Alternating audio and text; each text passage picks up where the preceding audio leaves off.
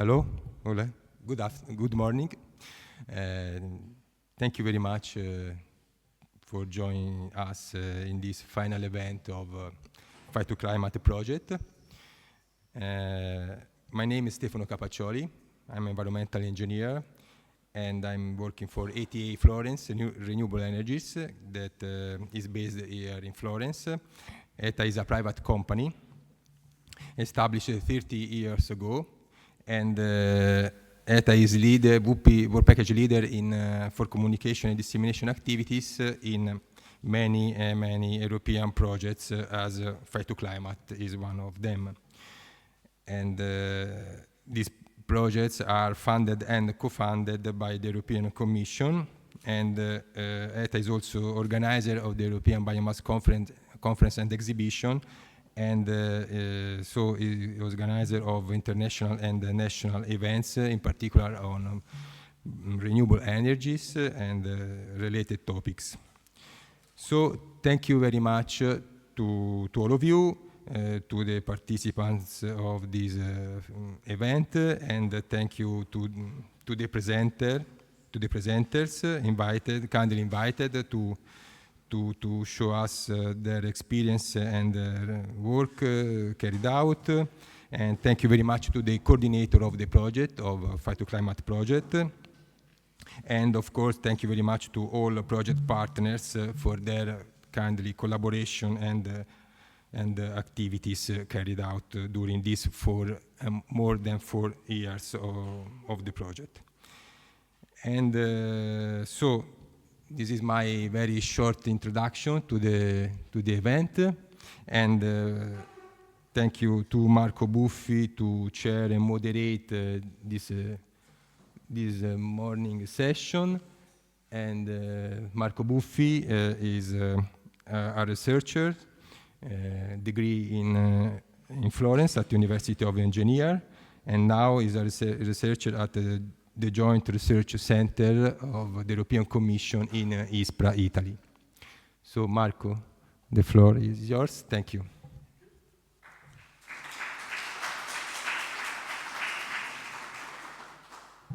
Okay, so I will start from here, but then I will remain there. So thank you again. Thank you to Stefano, thank you to Marcus, and to all the Fight to Climate Project Consortium. It's a pleasure to be here on the behalf of the Joint Research Center of the European Commission. Just a few words about who we are. Joint Research Center is composed by more or less 3,000 people that are located in some parts of the Europe. The biggest Joint Research Center is in Ispra, that is in the northern part of Italy, close to the Lake Maggiore area. That is more or less 1 hour far from Milan in the north direction.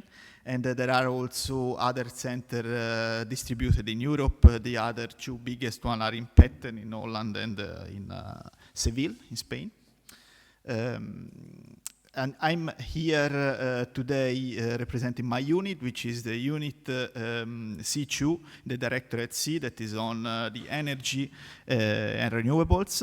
And in particular, my working group is supporting the development of the European policy as regards the bioenergy and biofuel side in particular, or also alternative fuel, focusing on the energy and greenhouse gas emission calculations. Our work of the JRC is not to be a policymaker, but is to support the policy-making process in the scientific and technical aspect. This is quite important because we are an independent research body, and we are focusing also to produce scientific outcomes. So for us, it's very important to keep this contact with such projects like yours, which is involving not only a single sector that maybe from the first 2 words of the name could be biofuels, but is including the whole value chain of production of such fuel. So meaning all the aspects related from the soil, from the carbon storage, from the contaminants removal, and so on. So this is very important and strategic for the European Commission. So thank you for the work done in the last 3 years. And today, we have this final event, which I'll moderate, and together with Stefano and Marcus, we organized this event as the first part where we invited two external speakers for 2 keynotes. Then we leave the floor to you and to disseminate the result of your project. So we have 3 main topics. And then finally, we have the pleasure to have Professor Zanei, which was already in Florence. And it's a pleasure to have his view on this project and your outcomes.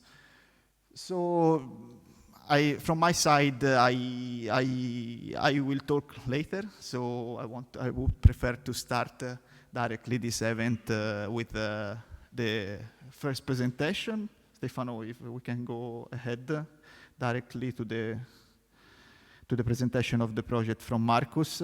Okay, Stefano. Okay, so I invite here Marcus to start the presentation of today and to introduce the next 2 keynotes. No, sorry, I did a mistake. Before we have the first keynote.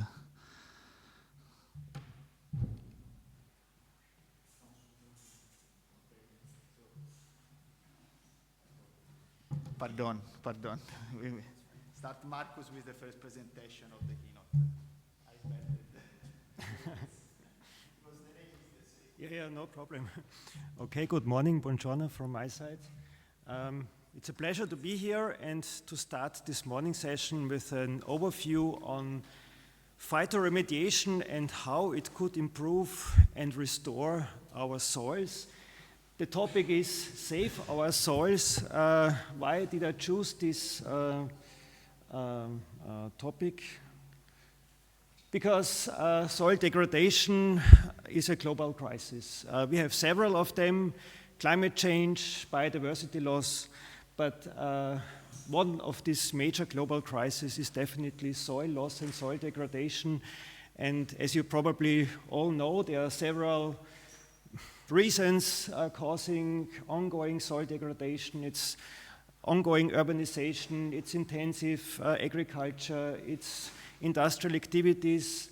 On top of it, also climate change contributing to further soil degradation processes and causing soil erosion, soil sealing, so the permanent cover of soil with a water and impermeable layer like asphalt and concrete, salinization, acidification, and also soil contamination. It's one of the problems. It's not the only one, but it's one of the problems. And therefore, yeah, and all of it is resulting in huge organic matter losses in soil.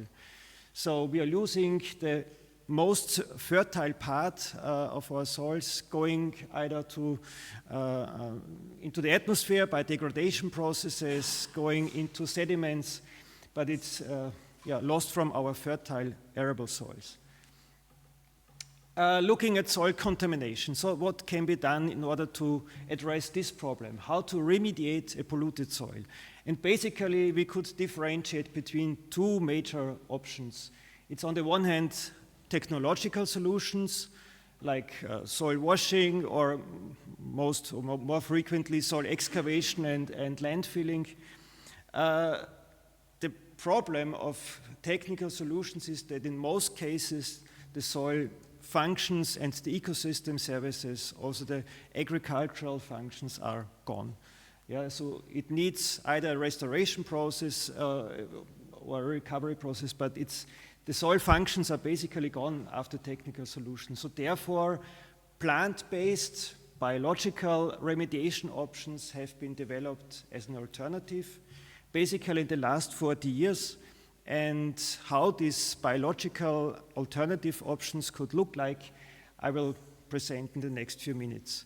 I will mostly focus on metal pollutants, on inorganic pollutants, because these are the more challenging, but there are also some interesting and promising success stories. So even in addressing the metal pollutants, there has been some progress in the last 30 years, and I would like to present how it could look like.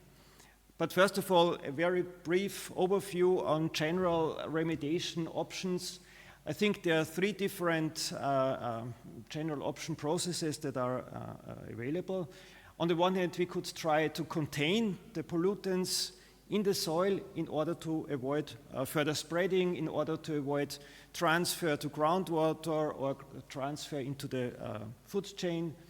We could also approach extraction or removal, for example, by washing procedures, but this could also be achieved by phytoremediation approaches.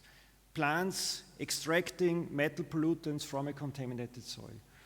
Or solidification, stabilization processes could be solidification, vitrification, or chemical stabilization. And even in these chemical stabilization processes, there are more ecological friendly options and more technological solutions. Some of them are still under development, some of them are well established. The biological methods are the ones that are still mostly under development. And also in terms of addressing or implementing a remediation technology, we could also differentiate between in situ technologies, technologies that act on the soil on site without excavation and transportation. And this includes physical, chemical, biological options. But there are also several ex situ treatment possibilities, which includes excavation of the contaminated soil and then either treatment and returning the soil after the treatment, or also landfilling as one option. In terms of phytoremediation or gentle remediation options, focusing on metallic pollutants, as I mentioned before, we can distinguish between also between extraction processes and immobilization processes. I don't know if there's a laser pointer here as well. Ah, yeah, here it is. So on the one hand, there is the hard remediation option, so a chemical soil wash. The problem is that with the chemical soil wash, some of or most of the pollutants are removed, but it may also remove trace elements as micronutrients. It may also affect the organic matter content in soil, so it's quite a harsh treatment. On the other hand, if you look about stabilization, the most technological approach is contaminant cementation, which means that the contaminants are stabilized, but also the major soil processes are blocked and cannot act anymore. And in between, we find a range of plant-based or amendment, soil amendment-based options with different plant concentrations, ranging from very high or extreme concentrations if you use metal accumulating plants for phytoextraction, or low or very low pollutant concentrations in the plants if you address immobilization as the main approach, which is either phytostabilization or assisted amendment-based phytostabilization. How this looks like, I will explain in a few minutes. The phytoextraction technology and the development of this approach basically started with this plant species. It's one representative of the group of so-called hyperaccumulating plants, and the particular feature of this and other hyperaccumulating plants is that you find extremely high metal concentration in the above ground tissue, in the shoot biomass. This is a hyperaccumulator plant occurring in Europe, growing on soils that are enriched with zinc, cadmium, or lead. It was also frequently found on contaminated sites. And the idea was that maybe this plant could be used for cleaning up soils. In the meantime, I think more than 500 hyperaccumulator plant species are known. This table should give you an overview which metals could be found in this plant species. It ranges from antimony to zinc, and as you can see, the number of plant species which is shown in this column is very different. So for some elements there are only a few plants known, like for arsenic 15, for antimony it's just 2. whereas for nickel, it's more than 400. In the meantime, this table is already 15 years old, so there have been new and there are ongoing new discoveries of additional hyperaccumulator plants. Why is the nickel accumulation so frequent? It's just because the natural occurrence of nickel-enriched soils is the most frequent among metal-enriched soils occurring naturally.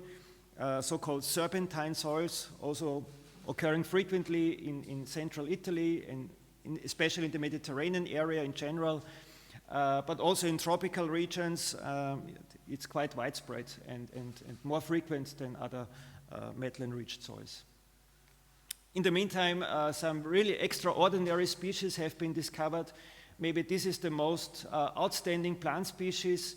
It's occurring in New Caledonia. It's a tree, and if you cut the bark, then a blue-green liquid is released, and it was found that this liquid is containing about 20 to 25% of nickel. So this is probably the most or the highest metal concentration that was found in a living plant tissue. And it shows to which extent metal tolerance mechanisms have been developed by such plant species. And it shows that there's a huge potential in the biodiversity, in the diversity of hyperaccumulating plant species that still need to be discovered. There are still ongoing reports on new plant species, and I think there's large potential in discovering still new plant species. Yes, and in 1993, there was one scientist from the United States who first mentioned or proposed the idea of using hyperaccumulating plants for cleaning up soils because of this extraordinary accumulation potential and metal tolerance potential. So it was termed phytoextraction, so plant-based extraction of metallic pollutants. And what are the prerequisites for successful application? It's, It's based on a plant that is able to accumulate the metals, translocate them from the shoot into the above-ground biomass, and on plants that also produce not only high metal concentrations in the above-ground biomass, but also sufficient biomass that can be harvested on a regular basis. So in the ideal case, it's fast-growing plants, high biomass plants that will be then regularly harvested, and with each harvesting process, part of the pollutants are removed from the site. One question is also what should be done with the harvested biomass. This was also part of the phytoclimate project. There are several options. I will present a few of them. So the end of the story is not when harvesting the plants, but also regarding the processing of the harvested biomass. So this was called continuous phytoextraction because it's a continuous process of metal uptake. The plants are continuously accumulating metals in their above-ground biomass until harvesting. And maybe for me the most outstanding success story comes from China, where a plant called Sedum plumpicingricola was applied on a moderately cadmium polluted soil. So the soil had only a moderate cadmium pollution level of 0.6 milligram per kilogram. It was acidic, and the aim was to reduce the cadmium concentration soil to a concentration level below the national guideline value, which is 0.3. And so this plant species was grown for 2 years. You can see here how this field demonstration site looked like in 2013, 2014. Here you can see some figures on the harvested biomass and the shoot concentration. So it's about a factor of 100. The bioaccumulation factor was about 100, more than 100. And shoot biomass was in the range of 3.5 to almost 6 tons per hectare. And the result was that after 2 years of cadmium phytoextraction, the total cadmium concentration in soil was below the national guideline value of 0.3 milligram per kilogram.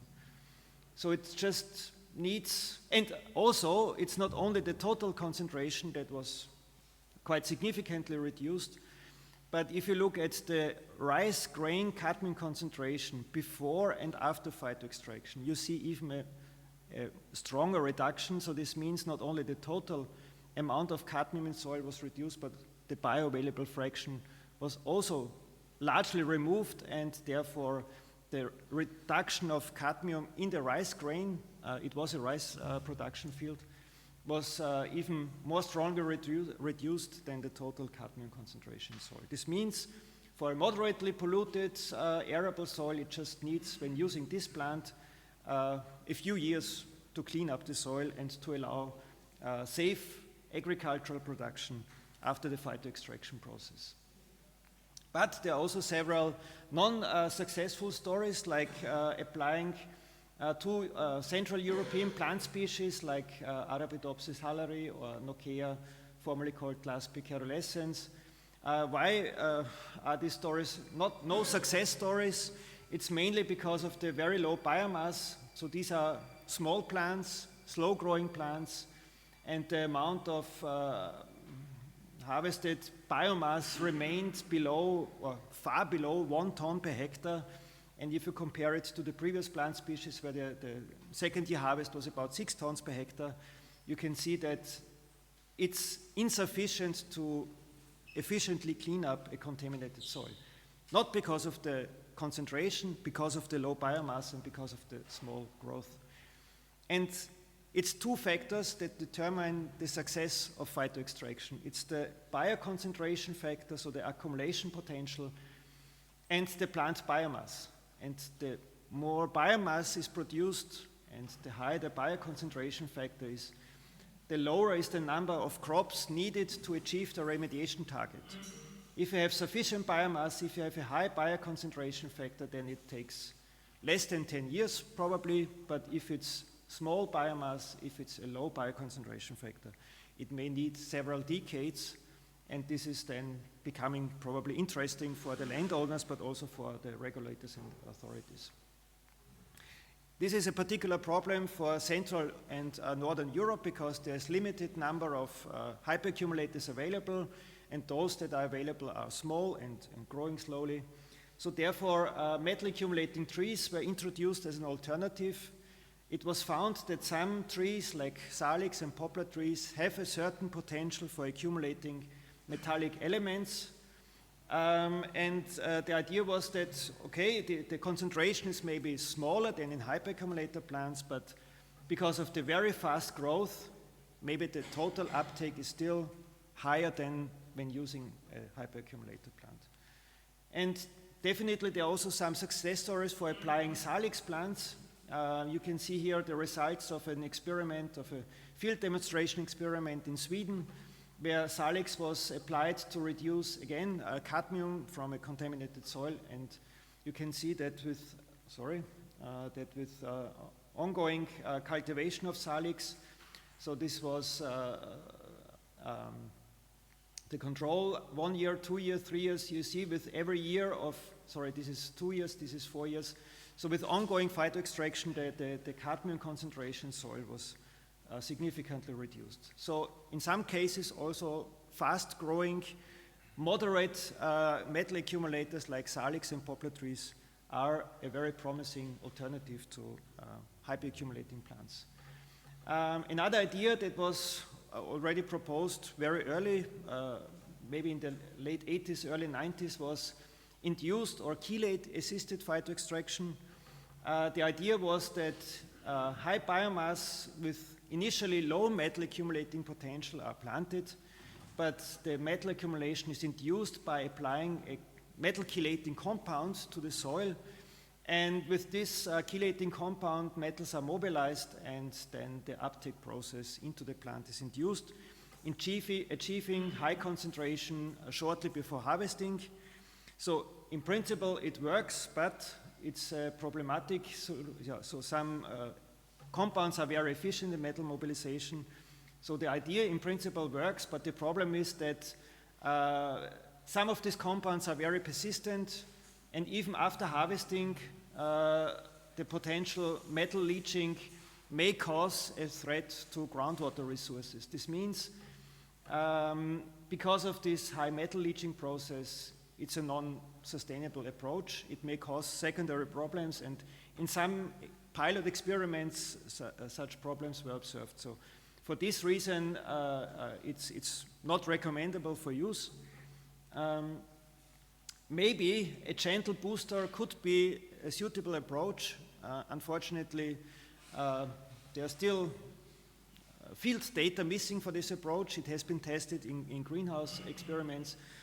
How could a gentle booster look like? For example, the application of elemental sulfur, because the oxidation of the elemental sulfur would cause an acidification of the soil, and with pH reduction, metallic elements like cadmium and zinc would be mobilized.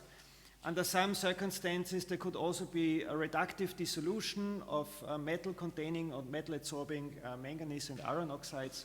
So with co-dissolution and desorption processes, a soft and also maybe a very local mobilization could occur, because this oxidation process mainly occurs in hotspots of microbial activity, and one hotspot of microbial activity is the rhizosphere, the root zone of the plant. So this might be a suitable alternative, but it still needs assessment on the field level, on the demonstration level. A general question is, what should be the target of remediating a polluted soil, and also how can you assess the efficiency of a biological soil remediation method? I already introduced two different approaches how to measure the success. Remember that I showed, on the one hand, reduction of total metal concentrations, but I also showed examples of reducing the bioavailable fraction that could be either addressed with extraction methods or by measuring the metal uptake, the pollutant uptake in subsequent crops. And if the labile pool, the bioavailable pool, is the main target, maybe it's a faster approach, a more efficient approach. Remember the example on the contaminated rice field, where the reduction of the bioavailable fraction was even more pronounced than the reduction of the total concentration. So it could be more efficient and also a faster process. The question is, what happens after terminating the phytoextraction approach? Will it remain at a low level? Then it's a sustainable approach. But maybe some soil chemical or some plant or microbial induced processes may cause a remobilization, and then it would be no success. What is the problem again? Missing data. We still have insufficient long-term information on such an approach, and therefore we still cannot tell if this is a sustainable approach or if it is not sustainable, and also on which main factors it would depend. Is it depending on soil? Is it depending on the subsequent crop, on crop rotation? So there are several questions to be addressed. Some experiments, again, the experiments from Sweden suggest that it's a sustainable approach, but only in the short term. Long-term data are still missing. Another success story is phytoextraction of nickel. In this case, the main approach or the main target was not soil remediation, but in fact it was mining of nickel using metal accumulating plants. This experiment is not a soil cleanup process, but I still wanted to show this example because it's a very successful application of hyperaccumulator plants that could also be grown on a nickel polluted soil. In this case, it's a naturally nickel enriched soil. And it also shows one interesting and alternative way of biomass processing. But first, some pictures on the field pilot experiments. Several hectares have been implemented for growing this plant species, iLUC morale, a nickel hyperaccumulator native to the southern Balkan area. Here the main product was nickel, but not in its metallic form, which was also proposed, but as a salt. Why in this salt form? Because for this product you could get a higher price. That's simply the main reason. If you produce nickel in its metallic form from the bio ore, after incinerating the plants, then the price would be maybe 10-15 euros per kilogram. For a purified salt, you may get a much higher profit. Yeah? So when looking at biomass treatment processes, and I think in the phytoclimate project this was certainly one of the main things to be discussed. It's on the one hand the process, but also the question if the product is profitable in the end. Now, looking a few minutes about on the phytostabilization approaches. So maybe the most interesting and most suitable approach is not to remove the contaminants, but to stabilize the contaminants and to reduce the risk of leaching to groundwater, of transfer to the food chain, simply by achieving a more stable form of the contaminants. This could be achieved by plants, but also by soil amendments, mineral amendments, organic amendments, and in the interaction of the amendments with plant roots, with microbes, the metal bioavailability could be drastically reduced by sorption processes, precipitation, ion exchange, complexation. The most prominent and the early, or the first field demonstration experiment was from Belgium, where a strongly polluted site where almost no plant growth was found because of extremely high zinc concentration of 1.2%. A mix of organic and inorganic amendments was applied, and soon after a dense and rich grass cover has been developing simply by reducing the water extract bioavailable zinc fraction from 140 milligram per kilogram to only 2 milligram per kilogram. The total concentration did not change. Only the labile, the bioavailable fraction, was drastically reduced, allowing a plant cover to be established on a site that was almost free of vegetation. This was applied on many different pilot sites. Here, for example, a former copper mine in Spain, where different amendments were applied on these mine tailings, and again, a rich and diverse and also dense plant cover was established only a few months after application. So this picture is from March, this picture is from July, so just a few months later, a plant cover was well established. A few words on organic pollutants. I mentioned in the beginning that I think there are a lot of success stories for organic pollutants, and I think it's also more advanced than addressing the metal pollutants, mainly because organic pollutants are degradable. So for this process, you just need a rhizosphere boost. On the one hand, root activity, on the other hand, microbial processes causing the degradation of the pollutants. So I think this is very advanced, and there are several interesting and promising pilot sites available. Just another example from Belgium, where poplar plants were planted and where TCE, trichloroethylene degrading microbes were inoculated, and just a few months after planting the trees and inoculating the TCE degrading microorganisms, the amount of volatilized TCE, so this was the bioavailability was measured as the volatilization potential was strongly reduced. Okay, I've now shown several examples of how to reduce either the total concentration of pollutants or the bioavailable fraction, but it's not only about addressing the pollutants, it's in the end also about addressing the soil quality, the soil functions, the soil ecosystem service. And I mentioned in the beginning that biological methods have the advantage of not only reducing the pollutant concentration, total or bioavailable, but they may also largely contribute to a restoration of soil functions, of soil ecosystem services. Whereas hard technologies, in many cases, strongly reduce the soil quality or the soil functions. So this is why biological methods not only contribute to addressing the pollutant problem, but also contribute to the problem of soil degradation.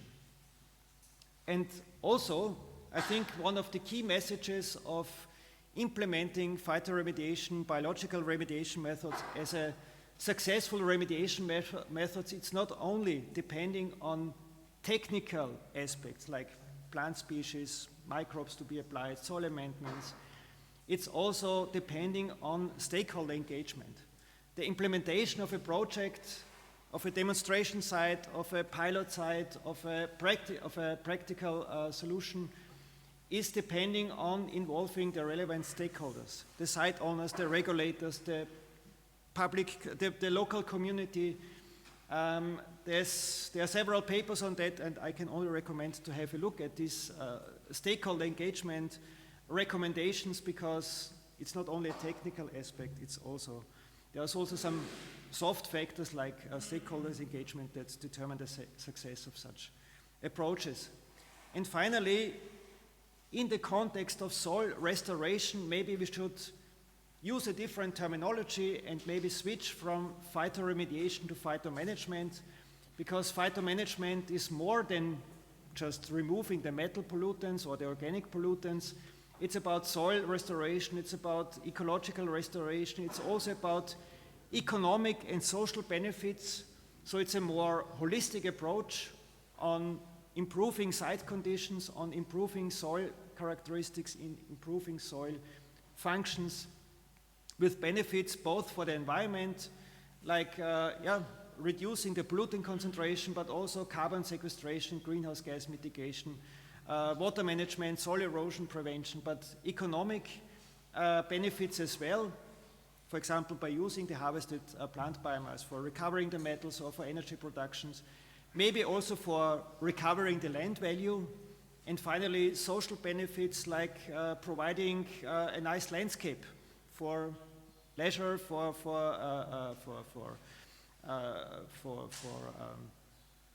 spending the spare time. So I think it's more than addressing the pollutants, it's an overall ecological restoration approach where the soil benefits, but where also wider benefits can be generated.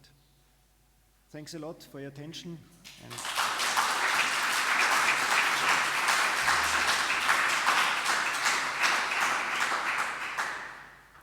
Thank you very much for your presentation. Do we have some quick question? Okay, so okay, Isabella, please. Yes. Yes, yes, yes.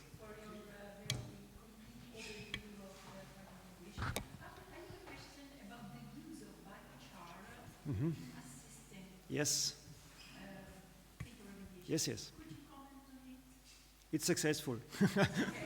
But it depends on the biochar properties. Yeah, so I can if you give your email address, I can send you some success stories on biochar application. But we found that in biochar selection processes that it depends on the biochar characteristics. So some are very efficient in immobilizing metals, some are a bit less. So this is the important information on that, but in principle it works, yes. And concerning soil restoration, the benefit, is certainly that with the biochar incorporation, you also increase the organic matter content in soil and support microbial activity, water holding capacity. So there are additional benefits that, for example, other amendments like mineral amendments would not provide. So it's definitely very interesting. I think you had a question, yes? Regarding this slide that you presented before, you presented very successful cases of phytoremediation, but these were kind of extreme cases, like in 3 years, phytoremediating the soil. But my question to you is phytoremediation of phytomanagement and phytostabilization. Mm-hmm. Looking at the bigger picture at the European level, yes. Hundreds of thousands of contaminated sites in agricultural area. You should give an advice for a strategy at the European level. Can we aim for an ambitious phytoremediation strategy, or should we focus more on phytomanagement and phytostabilization?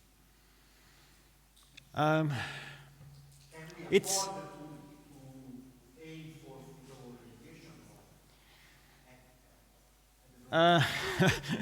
Yeah, it's an interesting question, and it's not easy to answer. Okay, the short answer is yes, but what does it mean in detail? I think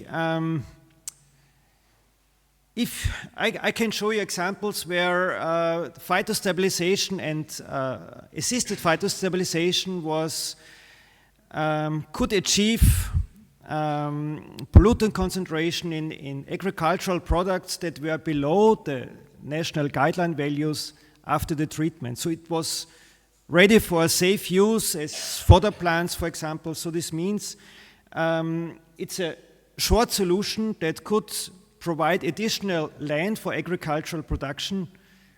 It only needs monitoring. This is maybe the additional prerequisite to successfully implement it for safe agricultural production. It needs, of course, control, and it also needs regular monitoring in terms of, is it sustainable on the long run? On the other hand, I think there's a general question about soil use and what should we produce on European soils: food, fodder, renewable biomass, energy plants.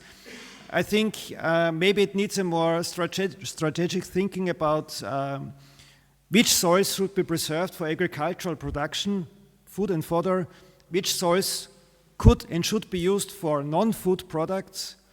I think there's, as far as I can see, still no general strategy on that. It's basically the decision of the private landowners, but I think there's too little support for farmers, but also for companies interested in producing renewable biomass in terms of looking at a kind of soil-based strategy.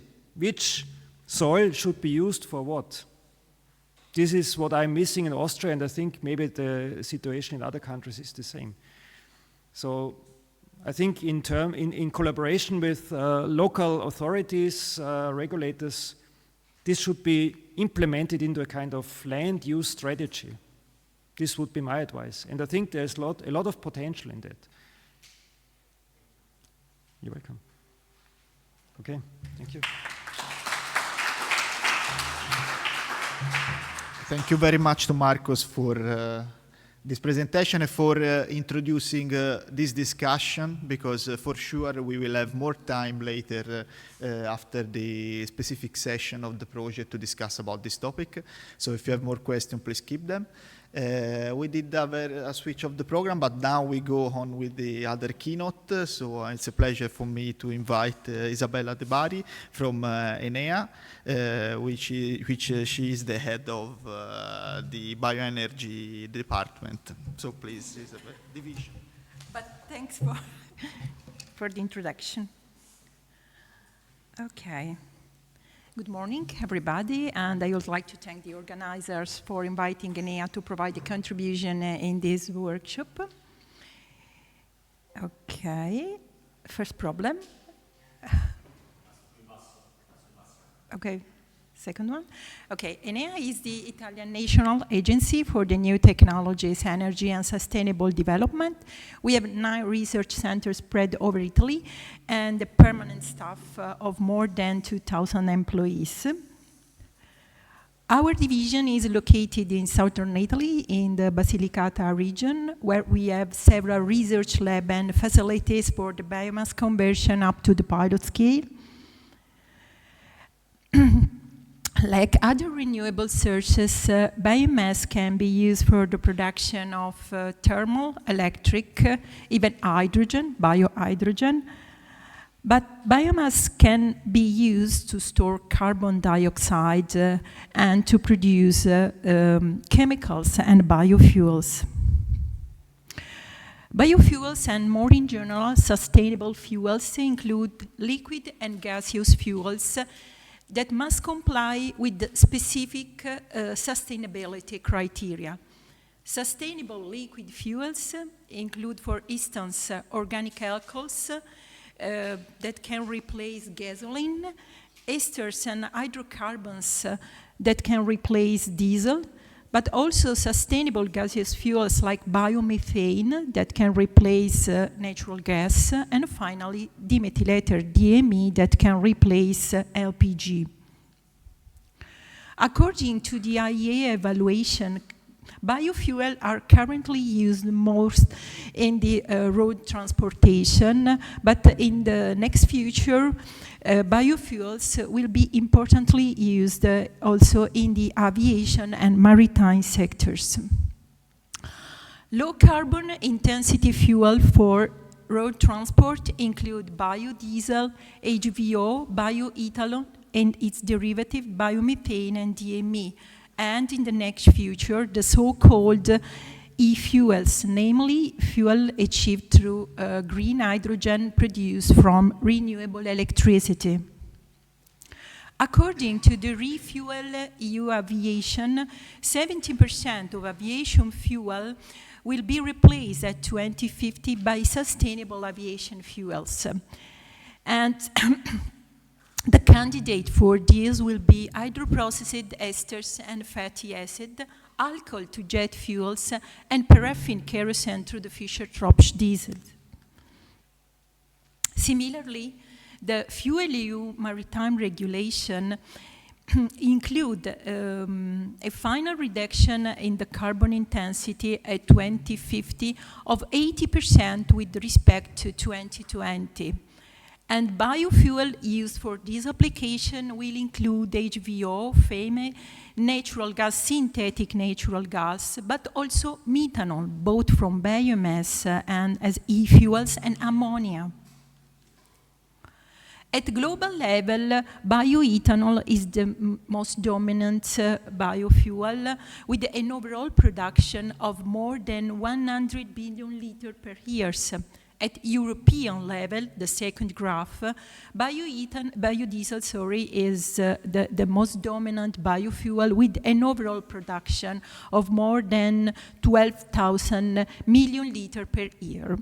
In Italy, biodiesel is mostly produced, the last graph, is mostly produced from waste material, waste cooking oil and animal fats, and it is a double-counted product.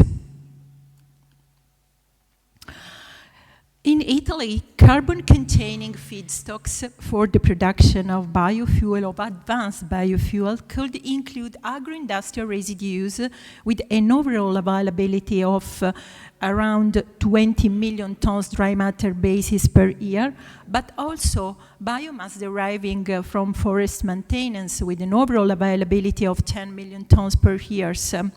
Besides this, let me say, traditional biomass, new feedstock cultivated on unused, abandoned, or severely degraded lands can be considered in Italy. And according to this two European project, MAGIC and Bioplant EU, we have an estimation in Italy of around 3 to 4 million hectares of abandoned or contaminated lands that can be used for these value chains. As already displayed in the previous presentation, biomass can be used for remediation or soil remediation, and the achieved biomass can be converted to final liquid, gaseous, and solid fuel through several processes, which mainly consist in fermentation, mechanical extraction, pyrolysis, anaerobic digestion, and gasification.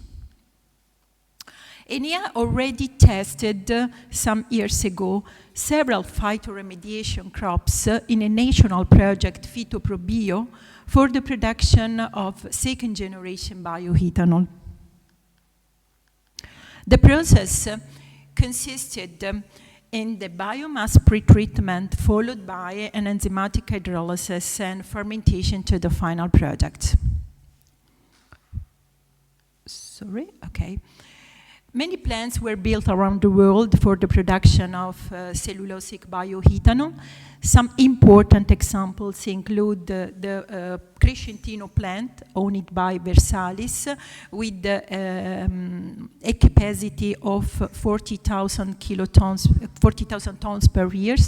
Then we have the Abengoa bioenergy plant in the US with a capacity of 75 kilotons per year. And finally, Raizen Energia in Brazil with a similar capacity.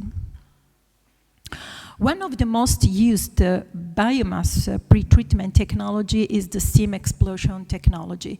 It is based on the use of saturated steam at high temperature, followed by a sudden pressure release that decomposes biomass. In this picture, you can see the facilities in our research center in Trisaia. It has a capacity of around 300 kilogram wet biomass per hour and can be used for the treatment of several biomass. Another important biomass pretreatment for the production of bioethanol is organosolv, typically using mixture of organic solvents and water, and that offer the advantages of extracting low molecular weight lignin fragment for value-added applications. We have also many additional pretreatment like liquid-duct water, ammonia fiber explosion, CO2 explosion, ozonolysis, wet oxidation, alkaline pretreatment, and finally ionic liquids involving the use of salts in the liquid form at low temperature. The major part of this pretreatment never reached the demonstration scale. Alcohols can be used as feedstock for the production of jet fuel through a process consisting in dehydration, oligomerization, and hydrogenation. The main stakeholder in these sectors are Gevo, that is proprietary of an isobutanol fermentation process with an engineered microorganisms, and Lanzatec, specialized in the fermentation of gas feedstocks. Sugars from biomass can be used also for the production of microbial oils, microbial triglycerides, through the use of so-called oleaginosus microorganisms, able to accumulate up to 70% lipids in their biomass. Just to provide an example, Cryptococcus grown on Cardus hydrolysate can accumulate up to 70% lipids in its biomass. The advantage of microbial oil is that the fatty acid composition of this product is very similar to that of palm oil. So in principle, they can be used for the same application and can be produced from many residual feedstocks. We tested the conversion of several biomass to microbial oil, and in particular, we also tested the Arundodonax and Cardum that can also be considered crops for phytoremediation. And like a overall mass balance, we can produce from 1 kilogram wheat straw around 120 grams of microbial oils.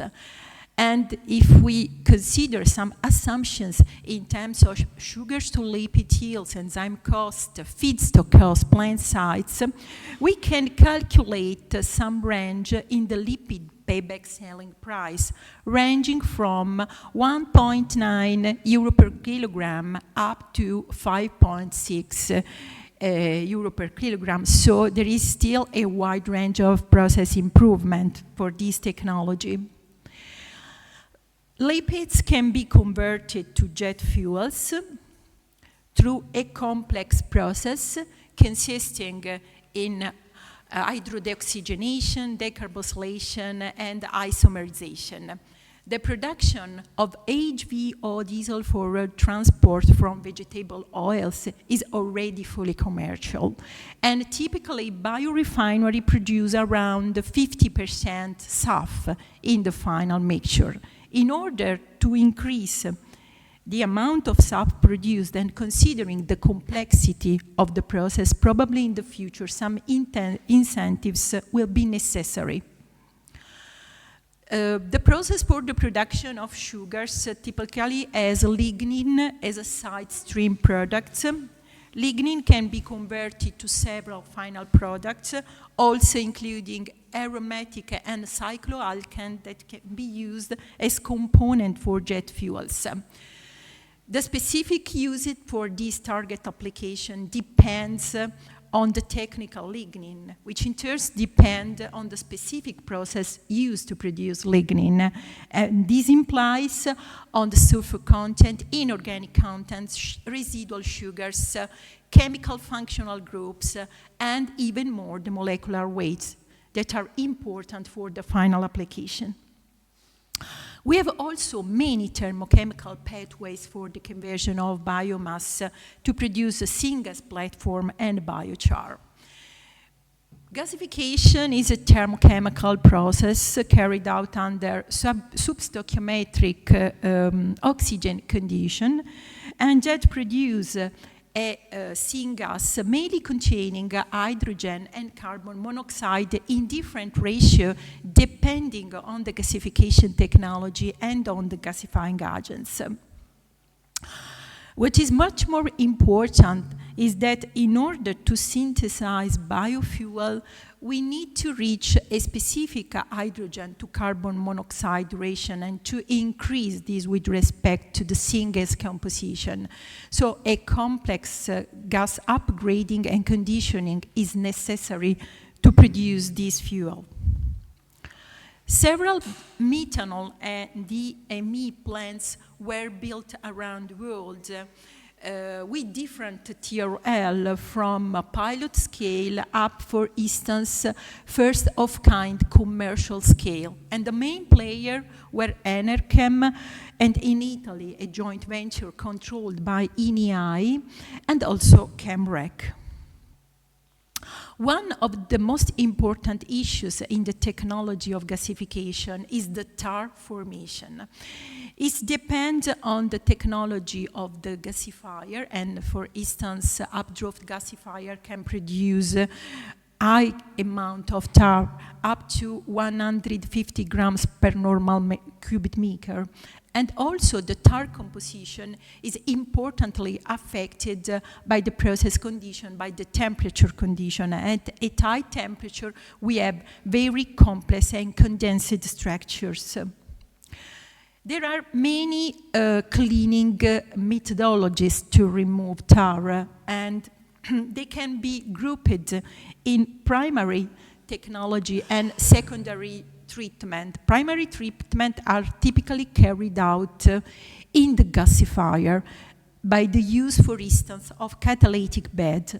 Secondary treatment are downstream treatment and can be hot gas cleaning, warm gas cleaning, and cold gas cleaning. Just to provide some example, hot gas cleaning include, for instance, the use of crackers, reformers.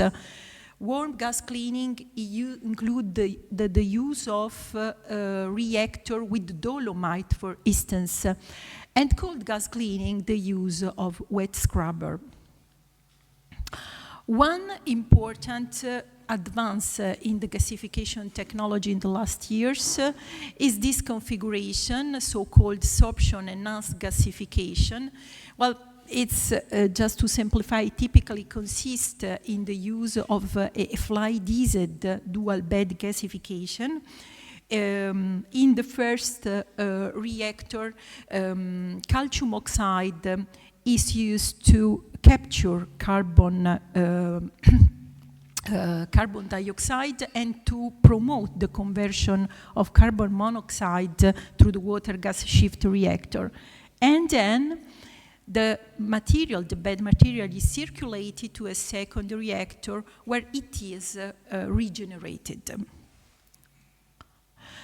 In the technological park of Enea, we have many gasifiers with different sites from 150 thermal kilowatt up to 1 megawatt, and also using different technologies. One recent Enea project in this field is the GICO project, is the gasification integrated with the CO2 capture and conversion. And we have many running national projects for the application of the gasification integrated with the CO2 sorption for the synthesis of synthetic natural gas. Another European project on the same subject is the Gaia project in France, and they built a facilities in Lyon with the capacity of 500 kilowatt bioenergy. Both pyrolysis and gasification typically end with the production of a solid residues, biochar, that can be used for several applications, also including soil fertility and bioremediation. Enea has many running projects on this subject. For instance, the Revine project.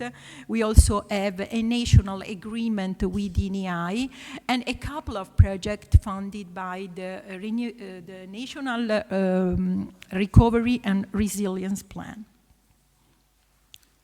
On the whole, considering the IEA analysis, cellulosic ethanol, Fischer-Tropsch, and biomethane, bioSNG can be considered already in the demonstration or early commercial scale, while pyrolysis and HTL technology typically have a lower TRL. Despite these progresses, many plants in Europe, but also outside Europe, for instance in Canada, were cancelled or reconverted. And one of the main issues is the biomass availability and the value chains. So just to give this last consideration before concluding, biofuel demand in 2022 was around 40 joules in Europe, and to reach the net zero scenario, we need to at least duplicate this target. And to do this, we need to increase biofuel derived from waste residues and non-food energy crops. And these are projected to supply over 40% of the total demand by 2030. So I think that it is very important to understand today the advancement in biomass availability, also from phytoremediation and the technological innovation to the Fight to Climate project. Thank you very much for your attention.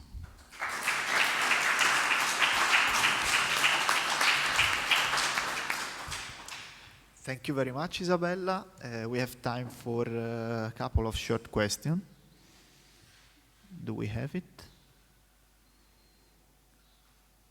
Okay, so I have a very short question. So thank you for this huge list of different processes and technologies that you have in Enea.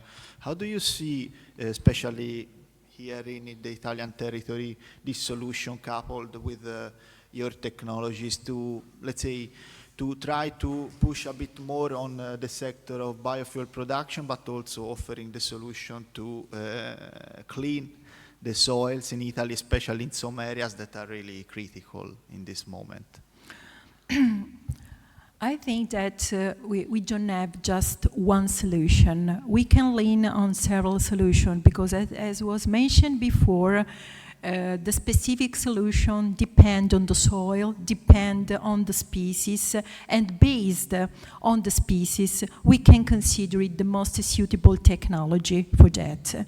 So obviously, woody biomass are suitable for thermochemical processes, while, for instance, other herbaceous crops can be used in anaerobic digestion. So I think that we can lean on a portfolio of technologies that can be applied with a certain flexibility depending on the specific territorial solution.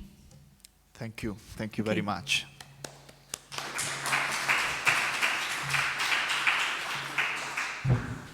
So we have now the last part of this first round of presentation. And again, I'm sorry because we have had some problem at the beginning because we should have here the assessor from the municipality of Florence to have the second round of welcome.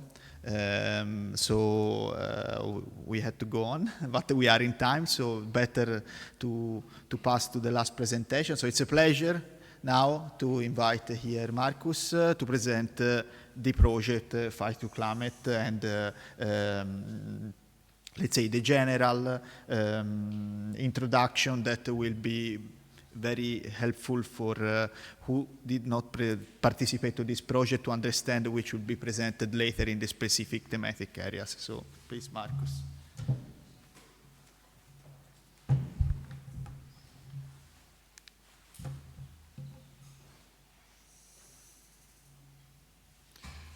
Okay, good morning from my side.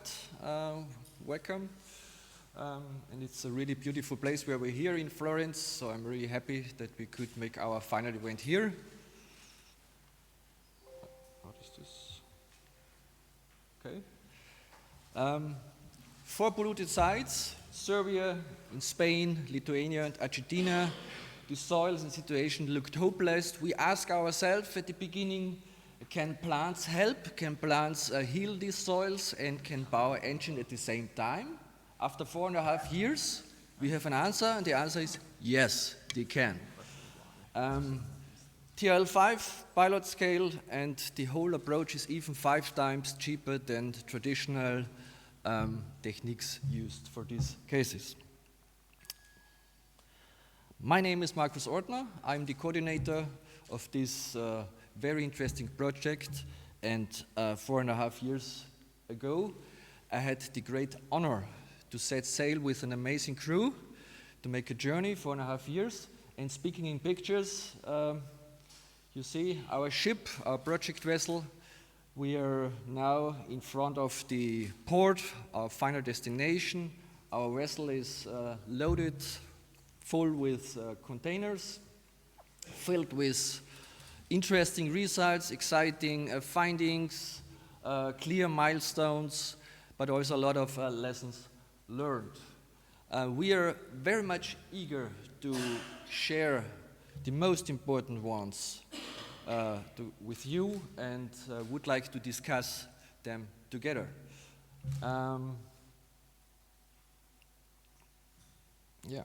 Right now, I don't want to open any of these containers because we will have some deep dive talks after me. I only want to give a little bit of, let's say, background information, why we did this project and what was our motivation. We had already a very interesting keynote talk from Markus Buschenreiter, who actually set the scene, 40 years of phytoremediation. This was very impressive and explained actually everything. Just a little, Markus already mentioned the importance of the soil.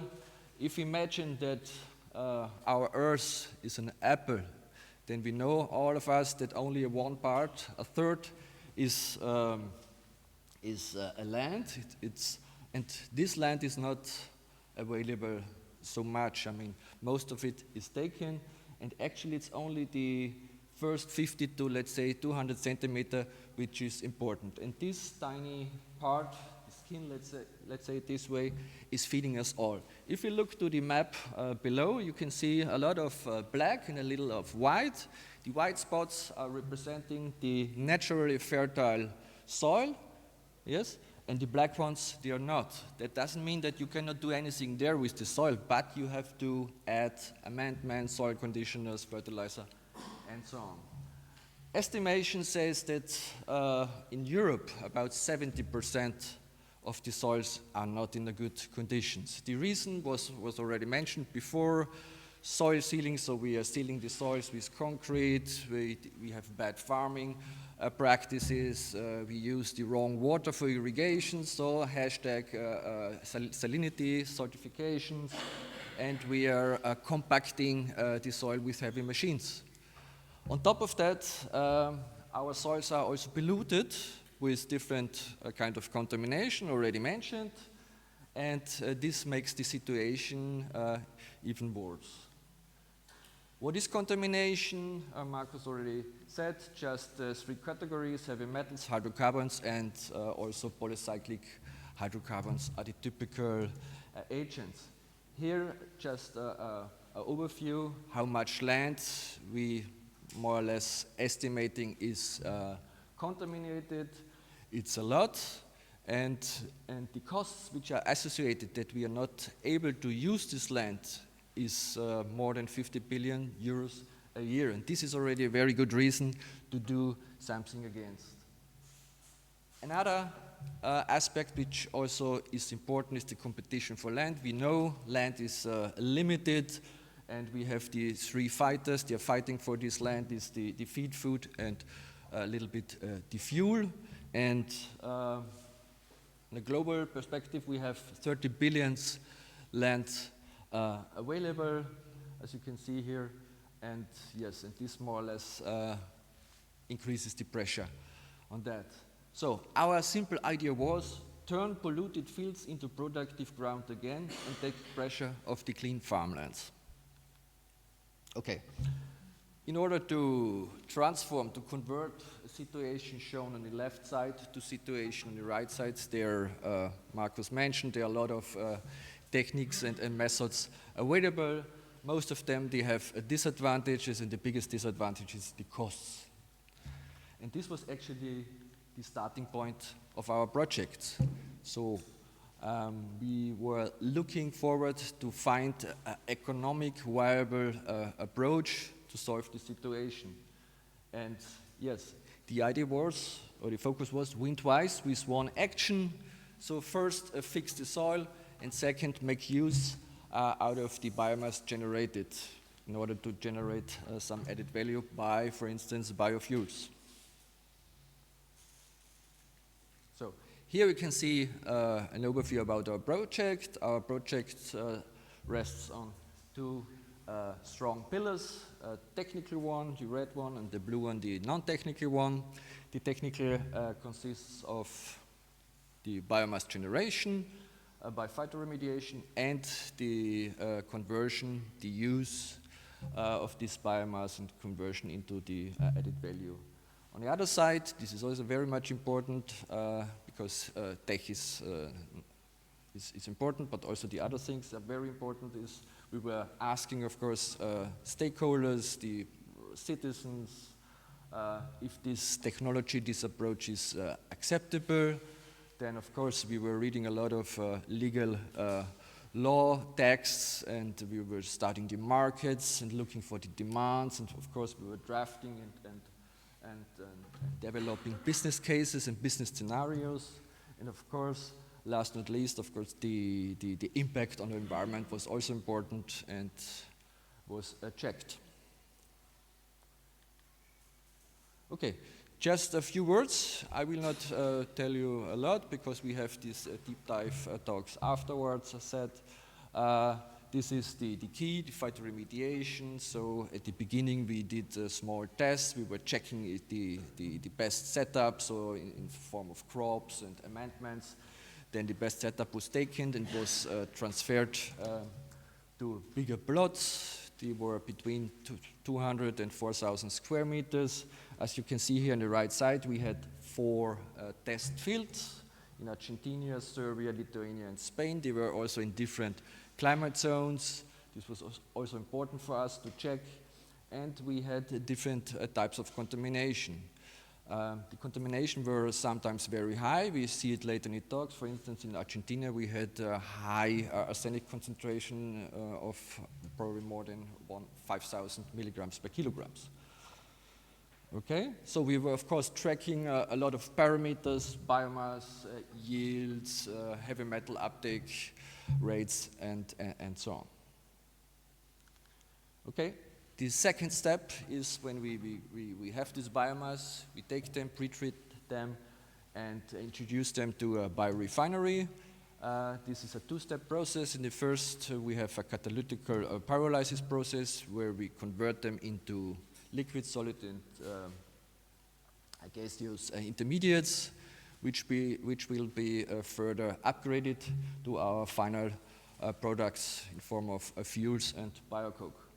There's this question, what about the heavy metals? These are very good questions. I will not tell you now, but you will hear the answers a little later. Okay, I said technology alone is not enough. We also were reading kilometer-long texts of legal texts, and we were mapping, doing some business and market maps, and of course, As said, we also introduced, we had some surveys where we asked the farmers and also citizens about their opinion on our approach. Yes, of course, we also fixed some targets in order to make our project, our approach measurable. Here you can see some of them, KPIs. Crop yield, for instance, so we wanted to achieve more than 85% of normal yield, even on contaminated sites. So this was one of our key targets. Fuel quality, we wanted to meet all the international standard criteria. Biocoke, we wanted to pass every test that it can be used then in the copper smelting process. And of course, we were also wanted to have a good impact on the greenhouse gas emissions. So with, let's say, a factor per more than 80%. If we met them, we will see in the talks later on. If we miss any of them, just ask for them. Okay? And now we come to the core, actually, the heart of our project, the people behind, the partners behind. Here you can see a map of all our partners. I'm not sure if you can see and read the facts over there. So at the beginning, we were 17 partners. We lost one partner, unfortunately, due to some force majeure issues during the COVID-19 pandemic. This was India here. You can see here the geographical distribution of the partners. The main partners were located in Europe, but outside Europe we had, or European Union, we had Serbia, and also on the southern hemisphere, Argentina was one of our partners. You can see also you can see here the country in the boxes. You can see the expertise, the skills what these partners brought into our project, and you can see also the type of the partners, so small, medium enterprise, research centers, large and small enterprises. What else can you see here? You can see where our field trials took place. Here one in Lithuania, then in Serbia, then further south in Spain, and here on the other hemisphere, Argentina. Our biorefinery plant was located in Germany at the premises of Fraunhofer. Okay. Good. So to what impact we were aiming for, and what can we more deliver in terms of land? So we were able to show that contaminated plots can be turned into vehicles. I say it this way on purpose. Contaminants. We could show that contaminants can be removed, yes, in terms of organic pollutions, and or can be stabilized in terms of heavy metals, so that the risks for environment and for humans are significantly reduced. Energy transport, so we are able to produce drop-in biofuels, 4 types, and also precursors for this. We have no issue with the iLUC, so with the indirect land use change. And we are also able to show you a short estimation how much potential our project approach is able to unlock in terms of biomass. It's between 20 and 30 million tons dry matter annually. The energy potential, this was the wrong one. Okay. The energy potential coverage between 2.5% and 5% of the renewables, which are actually now used in Europe, and the market potential is worth of our products between 8 and 12 billions. Lessons. We have 3 clear lessons. First is the combination, so cleanup, soil remediation plus a value chain behind is able to turn costs into revenues. Second, important is that we do very early legal and policy scans in order to avoid roadblocks later on. And third, these cross-sector cooperations, teams, so soil, fuel, metals, is important to speed up technology progress. Okay. this is the end of our journey, of our project, but of course the next journey is already ahead. There are a lot of open calls in the moment, which are also focusing and addressing these aspects what we are having here in this project Phytoclimate. There are 4, the missions, the cluster 5 and 6, and also the CBE. My organization loves to coordinate proposals and also leading such projects. So if you have some ideas, whatever, please come to me and we can discuss. Outside I also put some papers with some detailed information about some interesting calls for the year 25 and also for 26. They are shown here, so this you can find outside. Good. I'm at the end, and I would like to take this opportunity to say thank you. Thank you to a fantastic project team, because I mean the project is not only numbers, reports, deliverables, and other scientific achievements. It's actually that what this project also made truly special. It's the people behind, and I would like to thank my entire project team, but also the advisory board, what we had. One person is here, Markus Buschenreiter, was part of our advisory board, which support us greatly from the very beginning until the end, and it was really a pleasure to work with you. And yes, so we shared along this journey a lot of humor, a lot of we heard a lot of different languages here. You can see the word thank you in all these project languages, project partner languages. And this was great. I'm really proud of that, what we achieved at the end of the technology, but I'm much more proud of the team spirit we built. Thank you very much for this.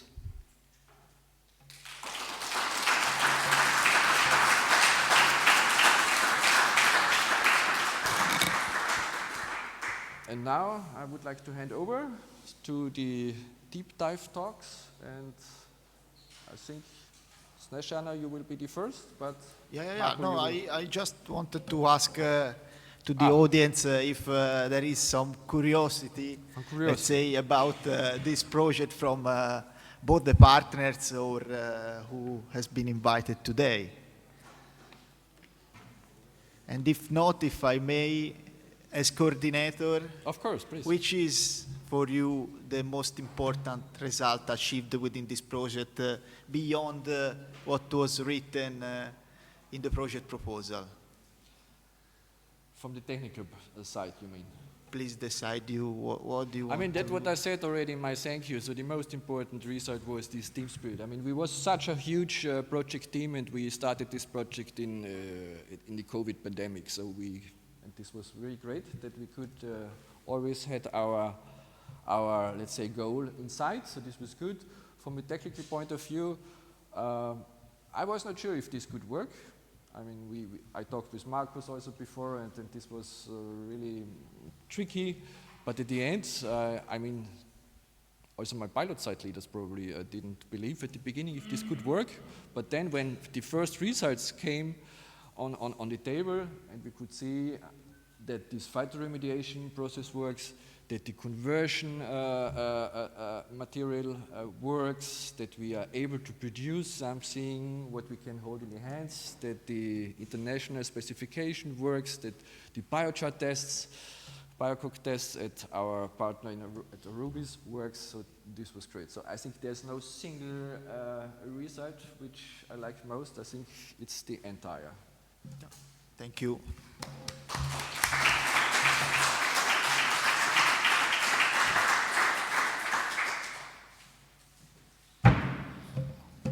Okay, so we move on, and we enter in the second part of this workshop today. So we will start from the first topic that is about that is called pilot scale innovation in phytoremediation, effective strategies for contaminated land. And it's a pleasure for me to invite on the floor Svetlana Maletic from the University of Novi Sad in Serbia. We will have then the other two topics presented after the break. And let me tell the last thing. For the break, after the presentation, we can go to the doors on the back of this room in the down floor. So the break will be there for about 10-15 minutes. So let's try to be short and keep, then go on with this workshop. So please, the floor is yours. We have some video first. Okay. Is within the. Okay.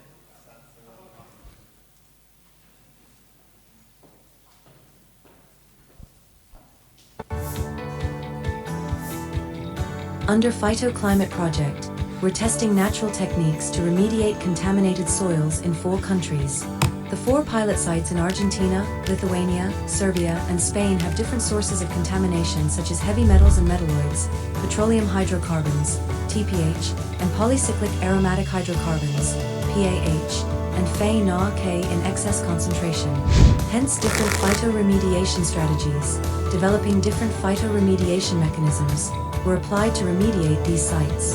The objective of each pilot site is to produce more than 40 kilograms, dry weight, of energy crops per growing season per plant variety, and remediate the contaminated sites at a rate that results in significant reduction of pollutants and restoration of soil health. The Spanish site is located in the northeastern part of Spain, within the autonomous community of Catalonia, Tarragona, and it belongs to the company Exelon, partner in the present project.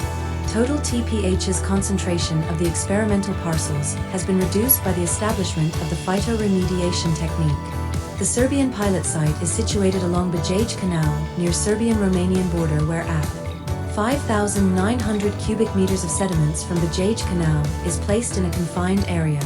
TPH removal rates were similar for both fields, averaging around 33%. The Lithuanian pilot site is located in the northern part of the country, in Šiauliai city. The soil on the site is contaminated with petroleum hydrocarbons. Promising phytoremediation results regarding degradation of contaminants were obtained, as in some places the contamination dropped almost 14 times from the initial value, which was measured before the start of the pilot site trials. The Argentinian pilot site is located in La Planta town, in the department of Calcite, in the southeastern part of San Juan province. Seeds of native species of trees and shrubs were sown in the soil of the pilot site. People of the La Planta community helped with maintenance and surveillance tasks, such as checking the operation and repair of the facilities, recording of climatic events, irrigation flow recording and adjustments, and recording possible pests and other observations.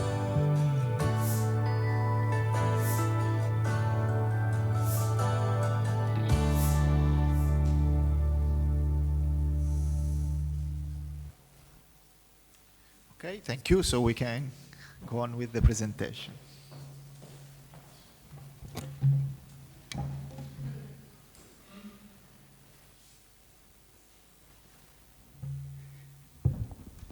Okay, good morning from my side.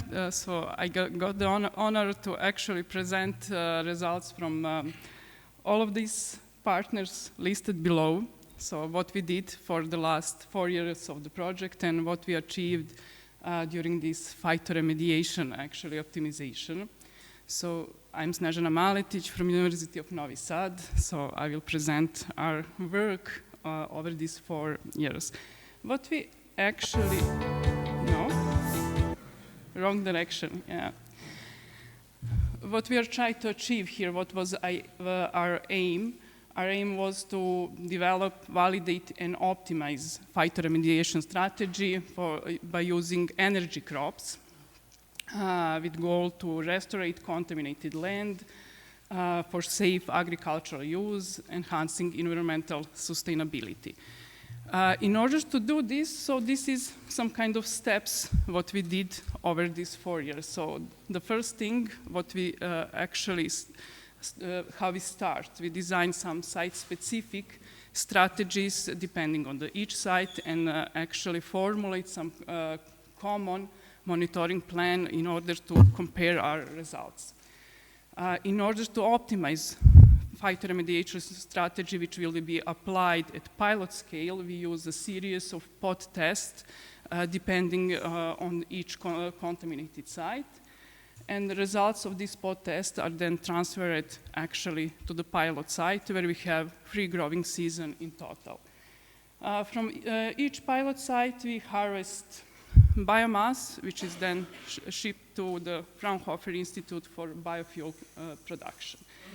At the end, we try to compare what we achieve between the pilot site to see this overall phytoremediation efficiency.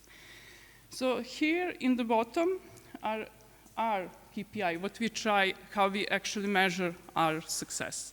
We try to actually have the full remediation cycle over the 20 years. We try to get the yield of energy crops more than 85% compared to the non-contaminated soil. And for contaminants like heavy metals, we try to have translocation factor above 1 because only the above ground biomass are actually collected and transferred to the biofuel production. So already mentioned in the video in Marco's presentation, we actually have 4 test sites for different environmental contexts at each pilot site. So the first one was the Spanish pilot site located in petroleum industry. The main contaminants was petroleum hydrocarbons, and the main challenge for this site was actually high content of light-range diesel organics on this site, which is mainly volatile. And also, in this case, we have below-ground pollution. So it was not on surface, but below ground. The second one is Lithuanian pilot site, also contaminated. So this is former oil base. It is also contaminated with petroleum hydrocarbons. The main challenge for this site was actually mid to heavy range organics, which could present actually challenge for microbiological degradation. The next one is former gold mine located in Argentina, which is mainly contaminated with heavy metal and arsenic. And the main challenge here is actually extremely high content of arsenic, cadmium, zinc, high content of copper, and actually a high availability and mobility of all of these potentially toxic elements. And the last one, the Serbian pilot site, which actually present the confined disposal site for contaminated dredged sediment. Here we have 2 pilot sites, one dredged 10 years ago and one dredged during the project. And in this case, we have mix of contamination. So we have metals. Okay. We have metals, we have total petroleum hydrocarbons. And in this pilot site, the main challenge was high content of copper, chromium, lead, moderately high content of cadmium and petroleum hydrocarbons. Also, on this site, in difference to the Argentinian, we have low mobility of contaminants. In most cases, less than 10% of these pollutants was available for remediation. So when we talk about phytoremediation, it's not only important, the challenge doesn't present only the contamination, but some basic soil properties are also important because you want to grow some crops, so some basic soil properties should be in some optimal range to get some optimal biomass production. And here I presented or highlighted the most problematic one. For example, for Spain, we have, in general, poor soil quality because of low organic matter, because of low nutrients available on the site. Regarding the Serbian pilot site, in general, we have optimal, actually, soil quality parameters.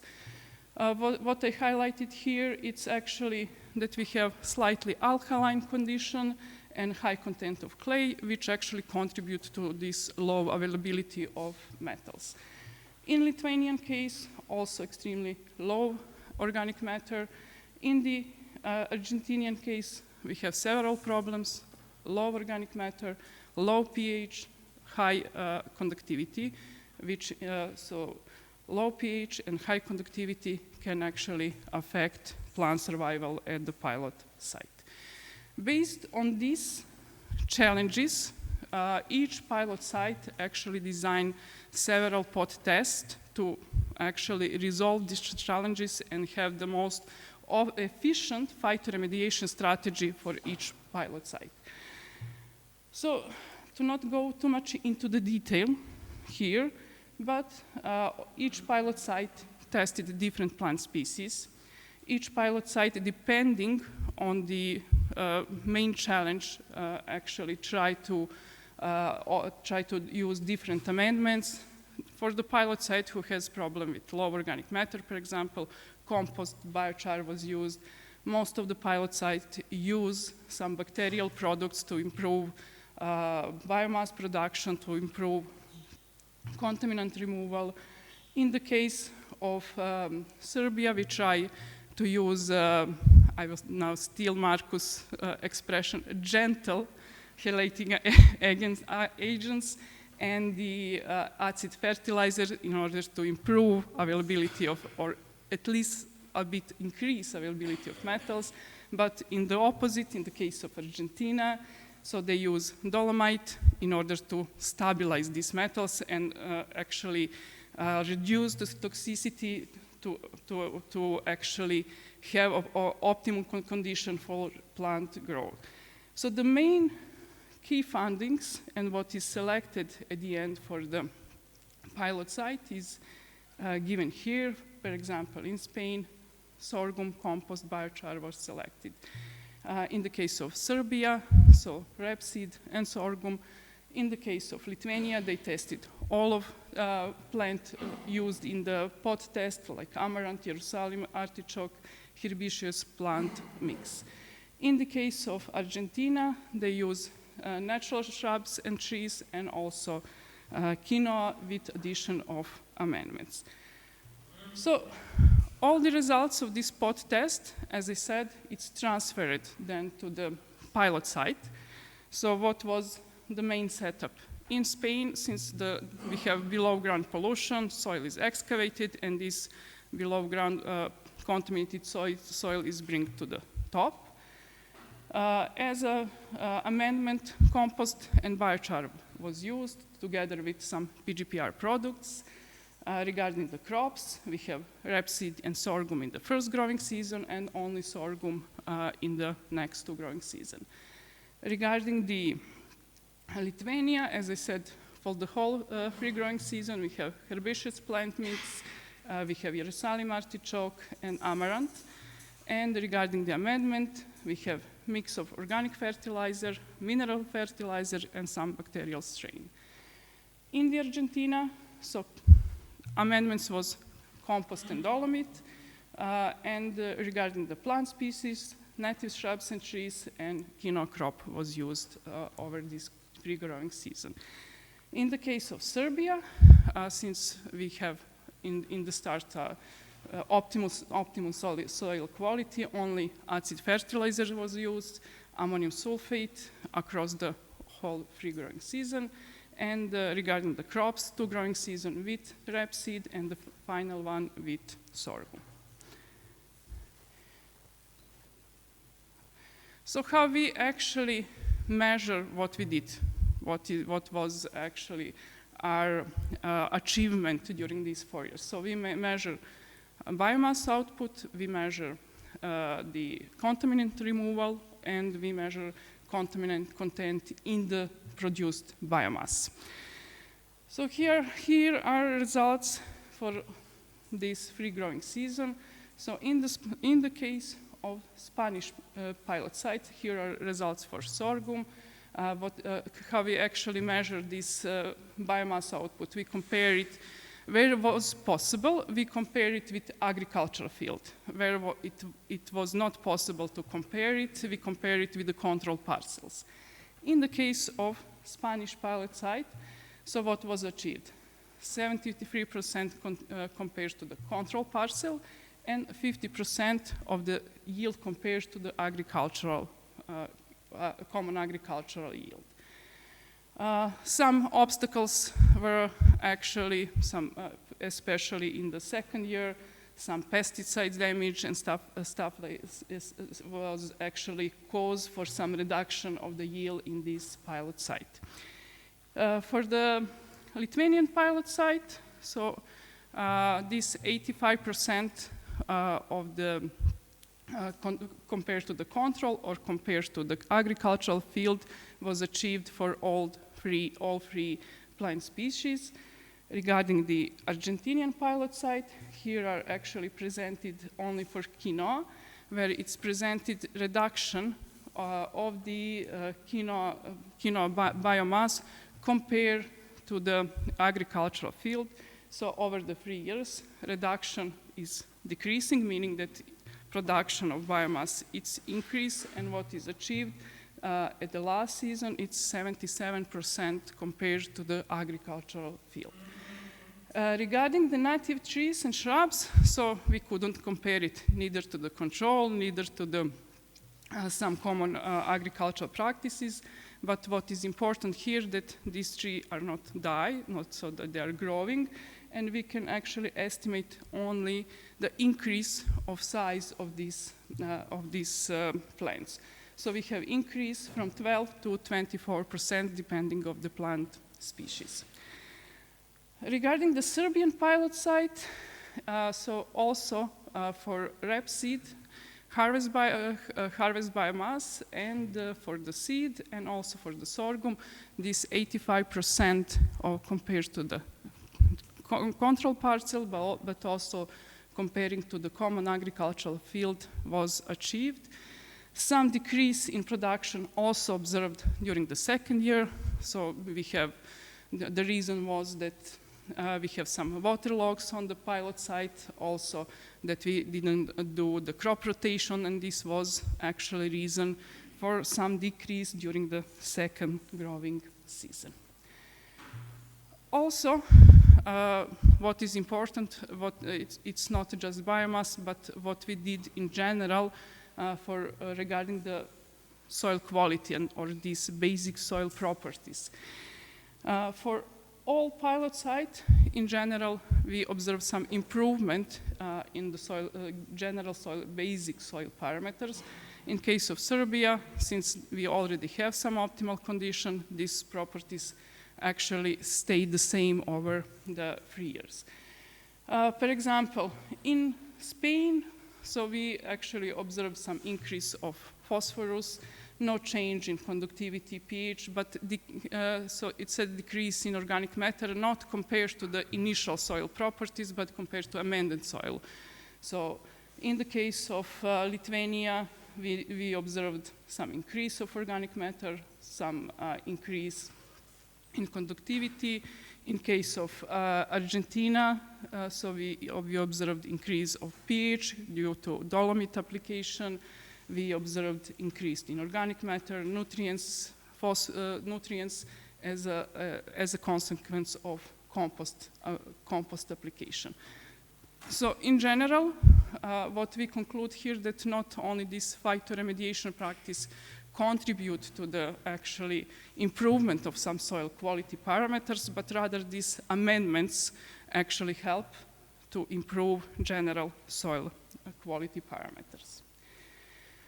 Regarding the contamination, so here we have actually 3 sites which have petroleum hydrocarbons contamination. And here I choose to present actually the most contaminated soil layer and removal of these petroleum hydrocarbons for this most contaminated soil layer. In general, so high actually removal was achieved at all sites, so about 95% for Spain and for Lithuania. For Serbia, something less, but for example, in this pilot site we have 3 growing seasons, and in this pilot site we have 2. So this is kind of a difference why the less of these petroleum hydrocarbons is removed, but it's also important that we have different condition of the contaminants on the site. We have light hydrocarbons for Spain, we have maybe some medium hydrocarbons on the Lithuanian side, and we have heavy hydrocarbons fraction on the Serbian side. Regarding the comparison, what is actually comparison with legal limits, so most of the site achieved what is legally requirement for each single country.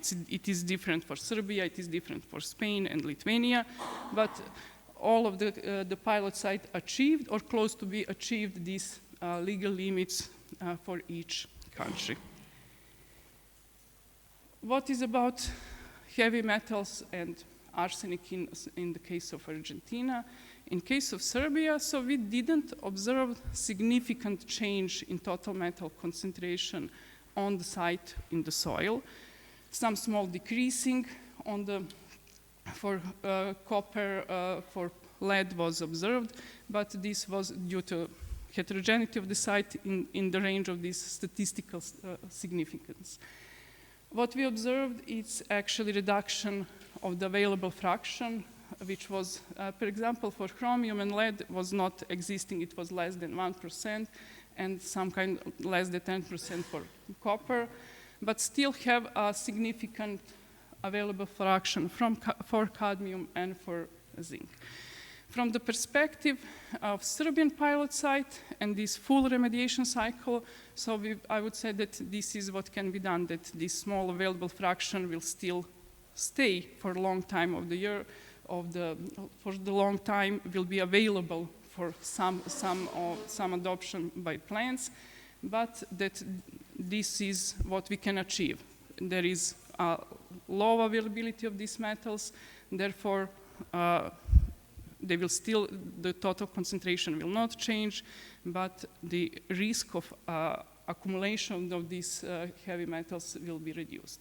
I also try here to compare it with some legal limits for arable soil quality, and this is just some summary of this. For example, for zinc, for cadmium, for lead, so they are close to arable land limits.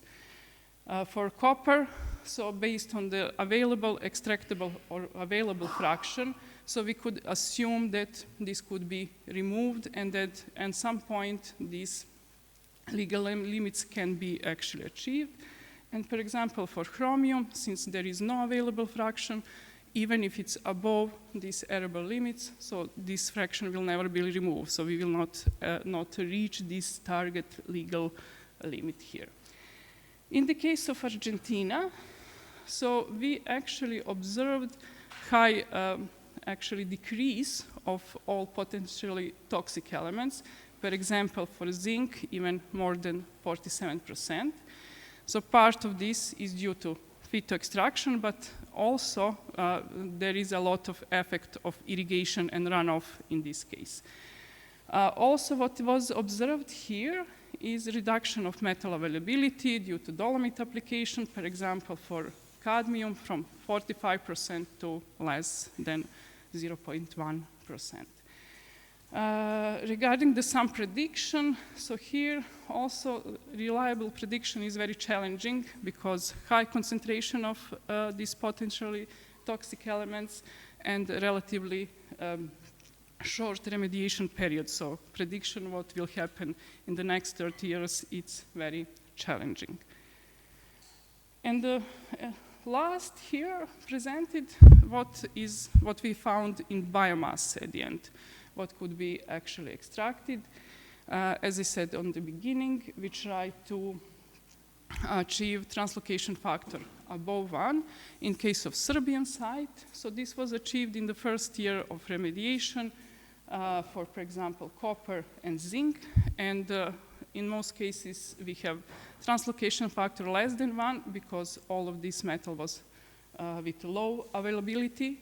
So metals are more stabilized than extracted from the site.